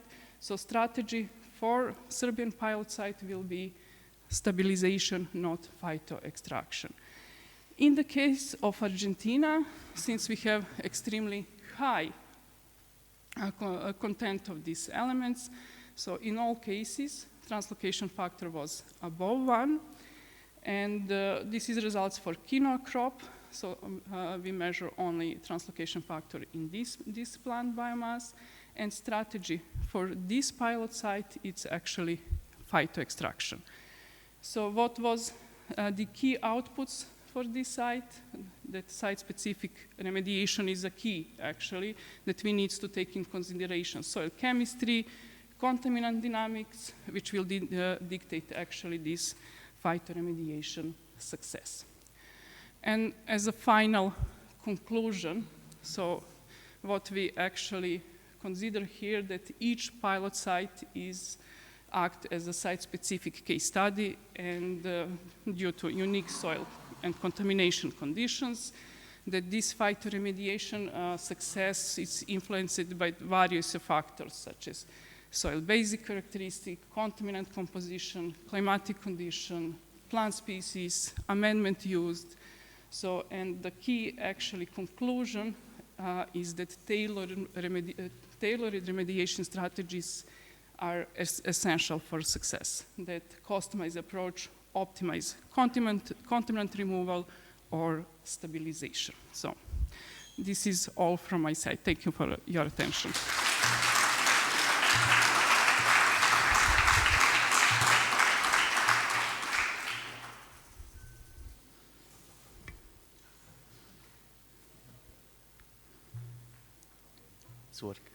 Oh, thank you very much for this nice presentation, and it's a pleasure now to introduce this question and answer session. So first of all, I would like to start from the floor. Do we have some question from the audience? Oh, Maurizio, please.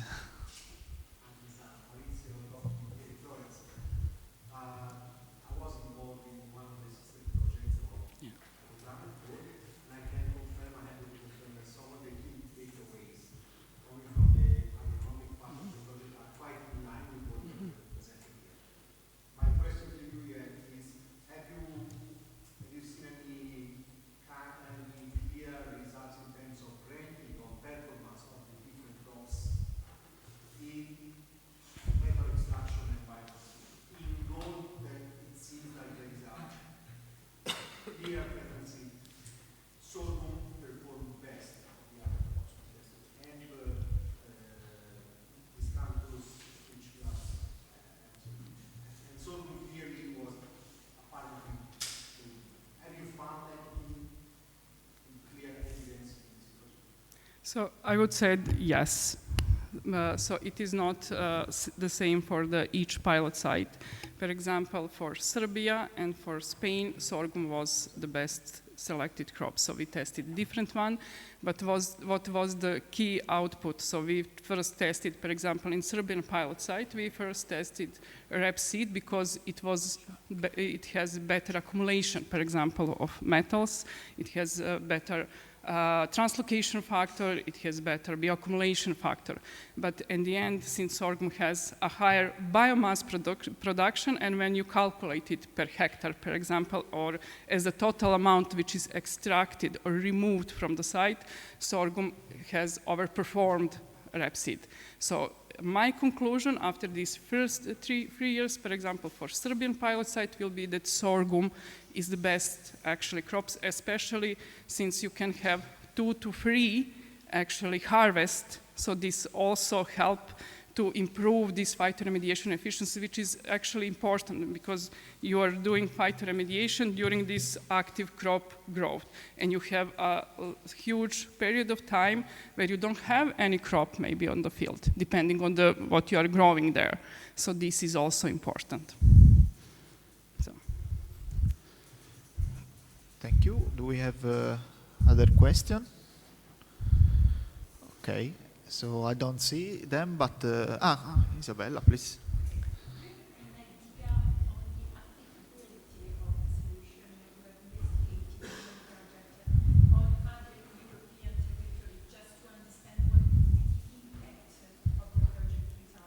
So in general, this phytoremediation is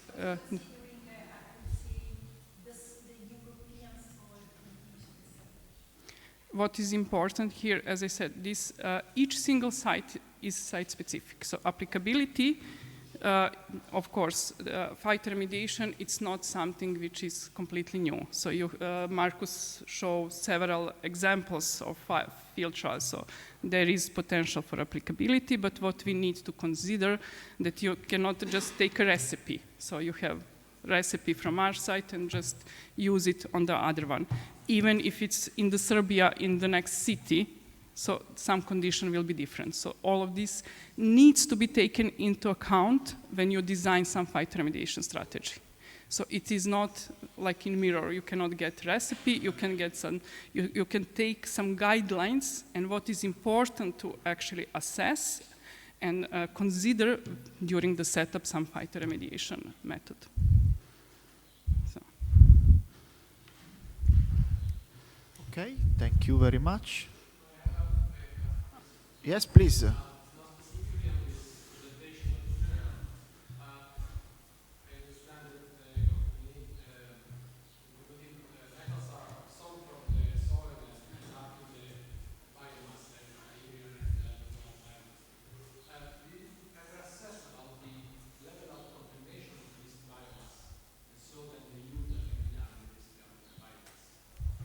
So I think this presentation will be next.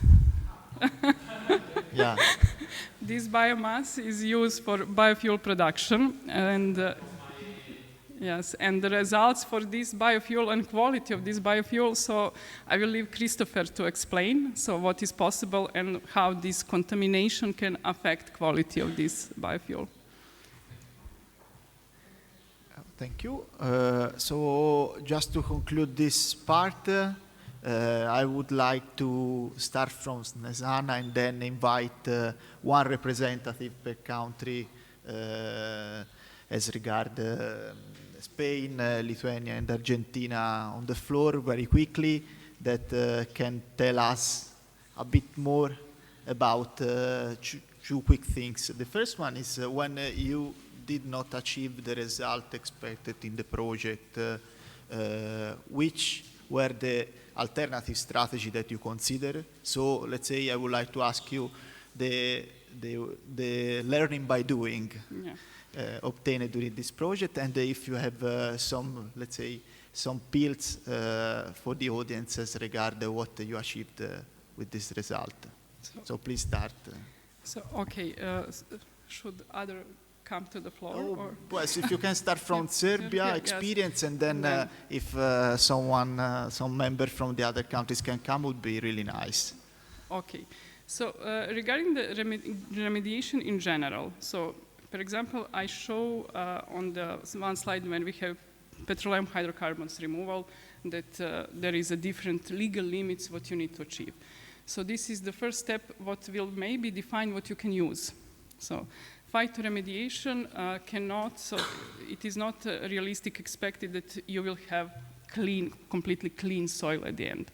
If phytoremediation, for example, in some countries you have, for example, in Serbia, I think also in Lithuania, you have strict limit values for some soil. If this cannot be achieved, then you should approach to you should use a different approach. It will again depend. It will be again site specific. I think on third on the slide for Marcus Puschenreiter, there was a lot of some remediation technique which was listed. For example, you can use different physicochemical technique like electroremediation. You can use soil washing, flashing, stuff like this. You can use, for example, stabilization, so which is already done.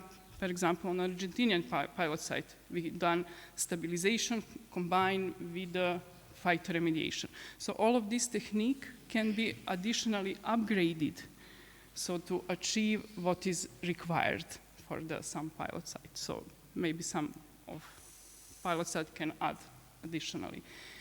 It is also important here that for example, in the Argentinian pilot site, where we have extreme situation regarding contamination, that maybe some solidification, stabilization will help to solve the problem. But you have a huge area, so if you are considering some excavation technique, it's not applicable.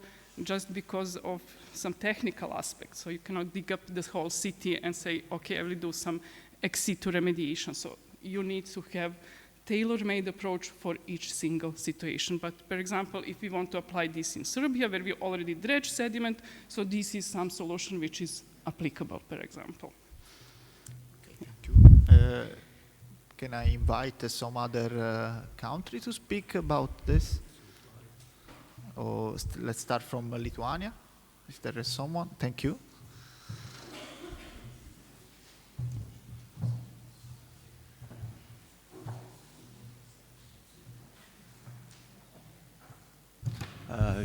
Hello, everybody. I'm Žygimantas from Lithuania, from small and medium enterprise of BioAla. While managing in more than 10 years in commercializing the phytoremediation as a service. And yeah, the keynotes and the findings through that 4 years, more than 4 years of journey with this great team was, and reflecting the questions about silver bullet of all the problems with one solution. I think there's none yet in the market. And as Snezhana mentioned, like there is a, like at the very beginning, while harmonizing the phytoremediation strategy, considering the Lithuanian pilot site, we had three different try solutions, also regarding the plant species. The first was herbaceous plants mix. The second one was Jerusalem artichoke, and the last one was amaranthus. And behind each one there was a persistent pursuit of possible result, and the properties of each plant were chosen according to the situation of the contaminated pilot site. What I mean, for the part of the herbaceous plant mix, there was the highest contamination of TPH with all the layer, all the depth, all the concentrations. Considering Jerusalem artichoke, there was just a shallow, very top layer of contaminants, and for amaranthus, there was the deepest levels of the soil, considering the contamination. And behind that, as we are, let's say, SME, we look into economical part, as considering herbaceous plants, they are perennial plants, so we are saving, let's say, on agricultural activities. Considering the Jerusalem artichoke, they have plenty, let's say, below ground, above ground biomass. And to consider the amaranth, honestly, we were interested in the availability to move the contaminants from the lower levels of the soil to the top levels of the soil. And yeah, and some keynote also that phytoremediation practices are related with agricultural practices, but not so in tight, as we, even from the result of the first year in the pilot testing, we were quite frustrated because we not reached enough biomass, and we have obstacles, and but luckily during the findings of the first year, we managed to outcome it in the second and the third year, and at the very end I think we succeeded very well, considering lowering the contaminants level and reaching even a higher amounts of biomass than it ever been reached in agricultural practices. But as I mentioned, not all practices in phytoremediation are agricultural practices. So it needs to be considered, and we are taking it into account on the further steps in let's say, commercialization and making the technology economically feasible. So that short comment from myself. Thank you very much. Can we add something from the missing countries on the floor? So do we have someone from Spain and Argentina?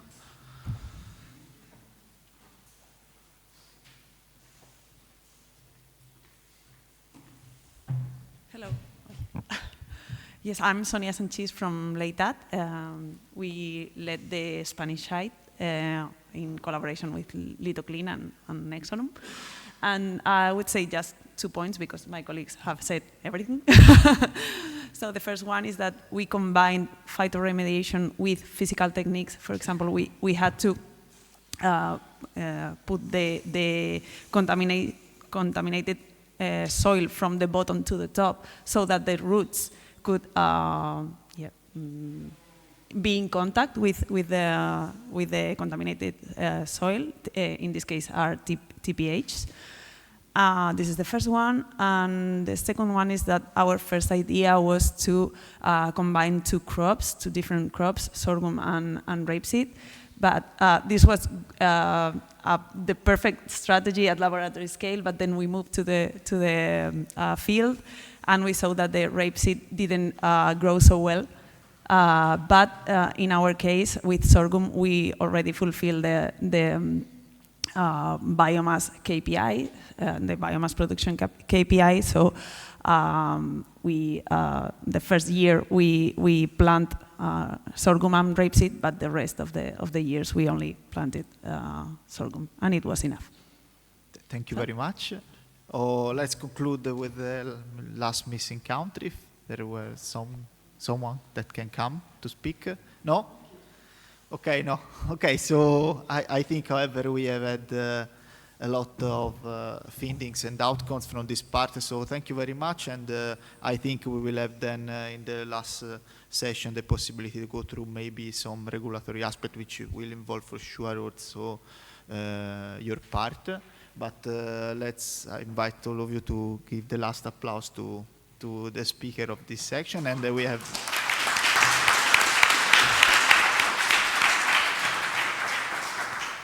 and coffee time. So please use the door on this side. We will open it, and we have more or less 15 minutes. Thank you.